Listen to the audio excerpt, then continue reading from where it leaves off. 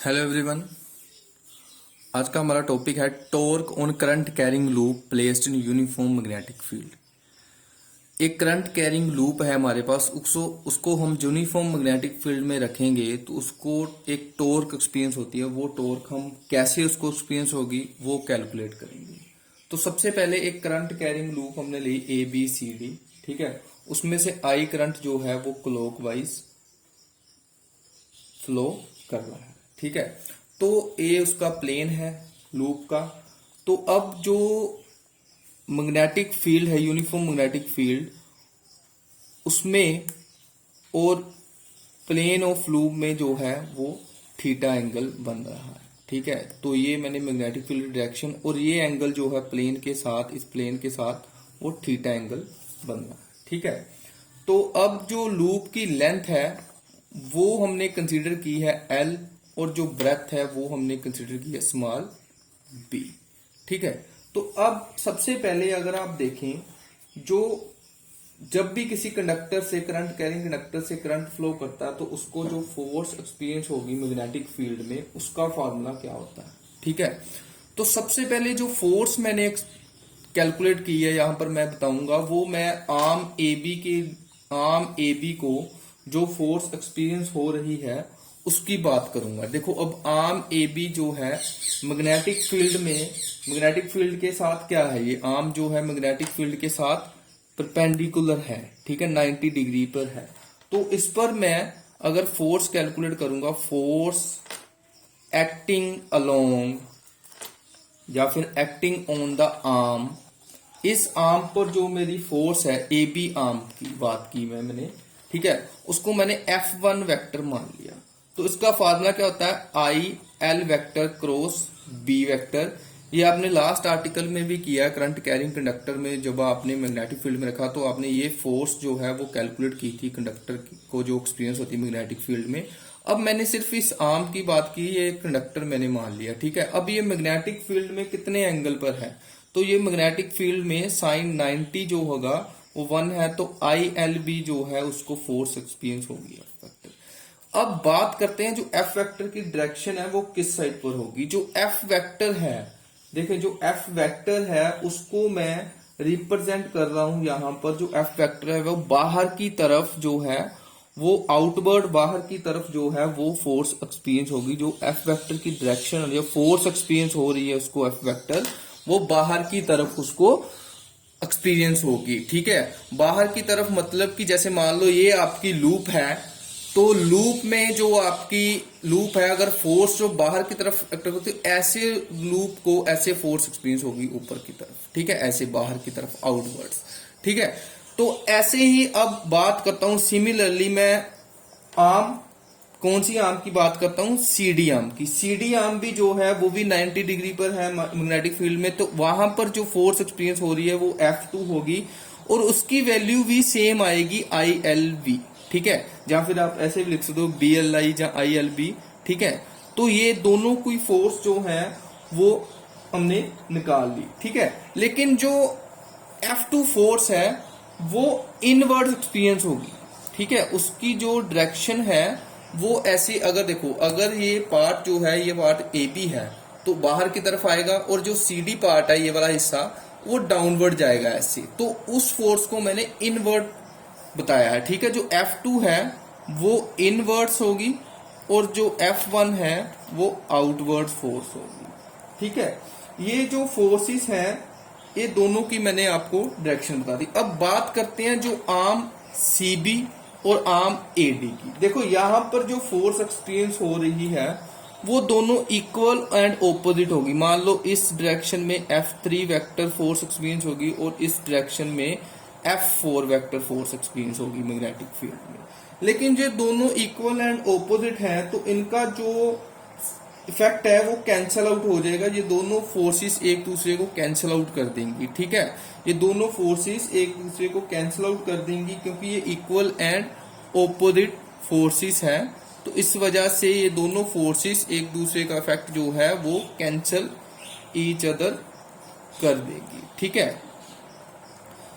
तो अब जो फोर्सेस बचती हैं F1 और F2, इनकी वजह से जो लूप है वो एंटी क्लॉकवाइज जो है वो रोटेट होगी। देखो बाहर की तरफ ऐसे ऐसे रोटेट होगी, तो ये डायरेक्शन जो है आपकी एंटी क्लॉकवाइज है। ठीक है, तो एंटी क्लॉकवाइज की तरह इन्होंने एक दोनों फोर्सेस ने जो है कपल प्रोड्यूस की। ठीक है, तो कपल जो प्रोड्यूस की उसकी वजह से इस लूप को टॉर्क मिली जो वो रोटेट करेगी। तो टॉर्क आप कैसे कैलकुलेट करोगे? देखो ये मैंने एक आर्म जो है वो ड्रॉ कर दी। अब इसमें मैंने आर्म जो है वो एडी आर्म को कंसीडर किया। तो देखो इसमें एडी आर्म की जो F1 है, F1 फोर्स है वो अपवर्ड है, और जो F2 फोर्स है वो मैंने डाउनवर्ड कंसीडर की है। ठीक है, तो इन दोनों फोर्सेस में जो परपेंडिकुलर डिस्टेंस है वो मैं ऐसे लाइंस को प्रोड्यूस करूंगा और इस लाइन को उसके साथ बनाऊंगा, ये आया n। तो इनमें जो अब एंगल है ये थीटा मान लिया मैंने, और ये साइड क्या है, ब्रेथ है, और ये b आया। ठीक है, तो अब जो यहां पर परपेंडिकुलर अब निकालेंगे हम, वो कैसे निकालेंगे? देखो अगर आपने ट्रायंगल ली इन ट्रायंगल AND, तो यहां से साइन थीटा कितना आएगा, परपेंडिकुलर ओवर हाइपोटेन्यूज। तो परपेंडिकुलर क्या है ND और हाइपोटेन्यूज क्या है AD। तो AD की वैल्यू क्या है यहाँ पर B, तो ND कितना आया यहाँ से B साइन थीटा। ठीक है, अब देखो जो टॉर्क का फार्मूला है, जो टॉर्क है टो जो इस लूप को एक्सपीरियंस होगी उसका फार्मूला होगा मैग्नीट्यूड ऑफ आइदर फोर्स, जो दोनों में से एक फोर्स का magnitude into perpendicular distance between two forces. देखो जो परपेंडिकुलर डिस्टेंस है दोनों फोर्सेस में वो हमने ND निकाल लिया है। ठीक है, और मैग्नीट्यूड दोनों फोर्सेस का आप चाहे F1 पुट कर लो चाहे F2 पुट कर लो, दोनों में से एक पुट करना, तो आपको पता चल जाएगा जो टॉर्क एक्सपीरियंस होगी इस लूप को वो कितनी एक्सपीरियंस होगी। ठीक है, तो वो अगर आप देखें, अब जब आप टॉर्क कैलकुलेट करेंगे टो की वैल्यू, तो मैंने मान ली एक फोर्स F1 मैंने मान ली और जो परपेंडिकुलर डिस्टेंस है मैंने ND मान लिया। ठीक है, अब F1 की वैल्यू है आपके पास IL क्रॉस B वेक्टर, और ND की क्या वैल्यू है B साइन थीटा। तो ये इस साइड पर आएगा ILB साइन थीटा, क्योंकि जो F1 फोर्स है उसमें और मैग्नेटिक फील्ड जो आर्म है, ठीक है, जो आर्म लेंथ है AB आर्म, उसमें एंगल 90 डिग्री बना मैग्नेटिक फील्ड के साथ, इसलिए एंगल मैंने 90 ले लिया, और ये इस साइड पर B साइन थीटा आएगा ND की वैल्यू। ठीक है, तो ये आएगा अब ILB,